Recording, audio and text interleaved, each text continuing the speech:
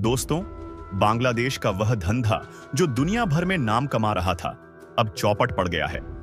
और तो और शेख हसीना सरकार में बांग्लादेश जिस धंधे की बदौलत दुनिया की दूसरी सबसे बड़ी इकोनॉमी चीन तक को टक्कर दे रहा था, वह अब चौतरफा संकट से घिरा है। लेकिन हैरानी वाली बात यह है कि बांग्लादेश सरकार इस मुसीबत से निपटने के लिए कोई ठोस कदम उठाती नहीं दिख रही है। और यहां तक कि भारत बांग्लादेश के बीच जो वार्ता होने वाली थी, वह भी टल गई है। लेकिन इस बीच बांग्लादेश ने एक ऐसी हरकत कर दी है जिससे बांग्लादेश खुद परेशान है।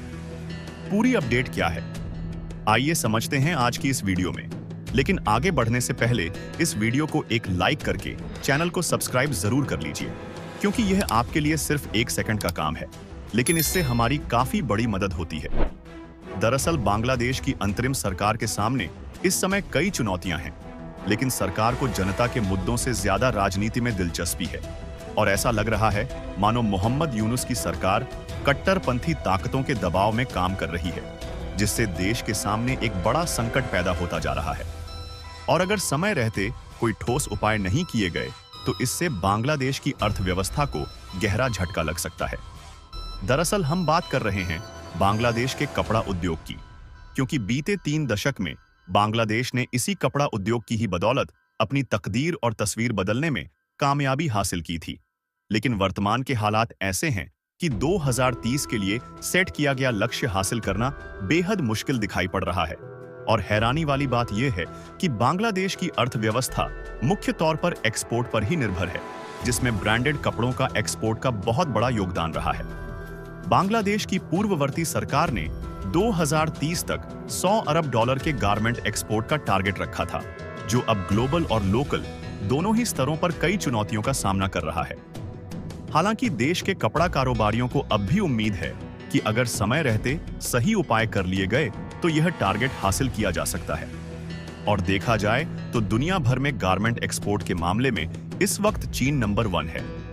साल के शुरुआती 2 महीनों में ही चीन का टेक्सटाइल एंड अपैरल एक्सपोर्ट में 14.3% का उछाल देखा गया, जो कि $45.1 बिलियन का रहा है।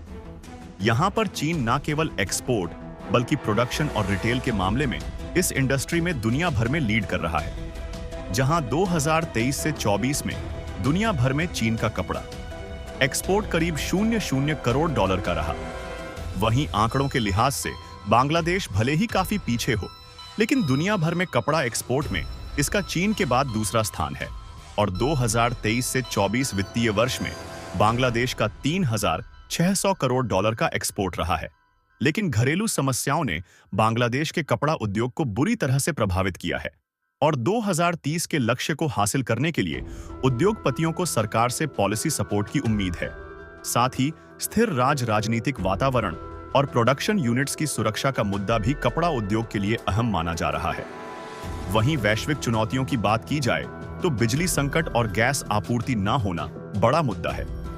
ऐसे में मोहम्मद यूनुस की सरकार अगर देश के असल मुद्दों पर फोकस करें तो इन चुनौतियों से निपटा जा सकता है। हालांकि यहां पर गौर करने वाली बात यह है कि बांग्लादेश के कपड़ा उद्योग का भविष्य मुख्य तौर पर 2 चीजों पर टिका हुआ है। एक है बिजली सप्लाई और दूसरा गैस आपूर्ति।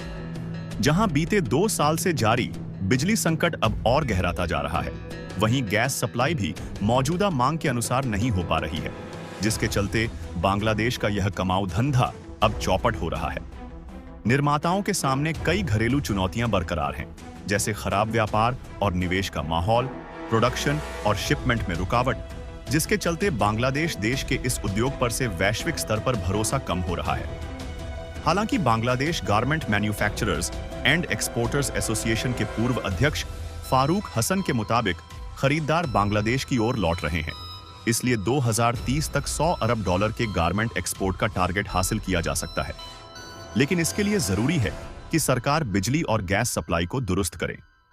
ऐसे में जहां एक तरफ बांग्लादेश को अपने टारगेट को पूरा करने के लिए बिजली और गैस सप्लाई की सबसे ज्यादा जरूरत है, वहीं दूसरी तरफ बांग्लादेश की अंतरिम सरकार के मुख्य सलाहकार मोहम्मद यूनुस देश की सेना से 64 वरिष्ठ सैन्य अधिकारियों की हटाने की योजना बना रहे हैं, जिसमें बांग्लादेश के सेना प्रमुख वकर उज जमान भी शामिल हैं।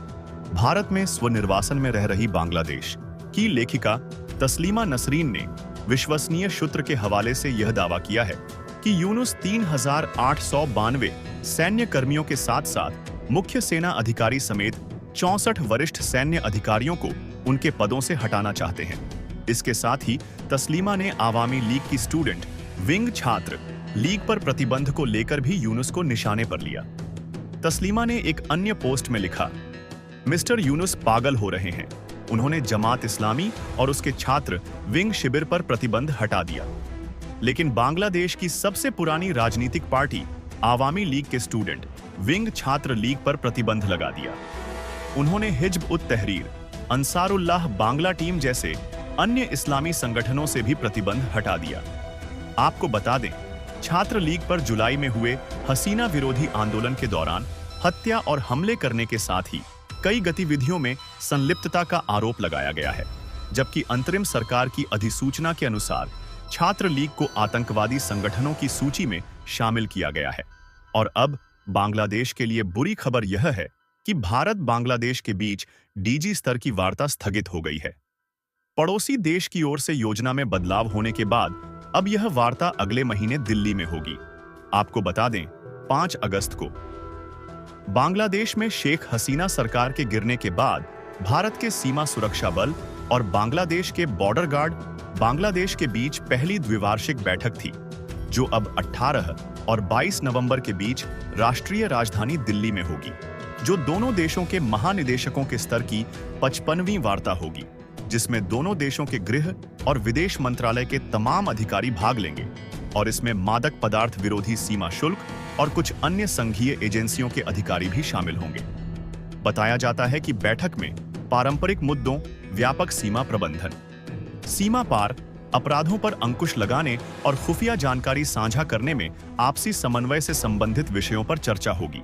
और अगर आपको नहीं पता तो बता दूं, डीजी स्तर की सीमा वार्ता 1975 और 1992 के बीच हर साल आयोजित की जाती थी, लेकिन 1993 में इसे द्विवार्षिक कर दिया गया, जिसमें दोनों पक्ष वैकल्पिक रूप से नई दिल्ली और ढाका की संबंधित राष्ट्रीय राजधानियों की यात्रा करते थे। बताया जाता है कि पिछली बैठक मार्च में ढाका में आयोजित हुई थी, लेकिन हाल ही में जो बैठक भारत और बांग्लादेश के बीच होने वाली थी, वह अब टल गई है, जिससे कहीं ना कहीं बांग्लादेश नुकसान उठाना पड़ सकता है। लेकिन जिस तरह के बांग्लादेश सरकार फैसले ले रही है, उसने दुनिया भर के देशों को हैरानी में डाल दिया है। और हद तो तब हो गई कि जिस काम में बांग्लादेश चीन को टक्कर देता था, अब यूनुस सरकार में वह भी डूब गया है। वैसे आपको क्या लगता है, क्या बांग्लादेश का व्यापार पहले को तरह हो पाएगा या नहीं? कमेंट बॉक्स में अपनी राय जरूर दें। और हमने आपके लिए इस वीडियो में काफी रिसर्च किया है, उसके लिए वीडियो को एक लाइक करके चैनल को सब्सक्राइब कर लीजिए।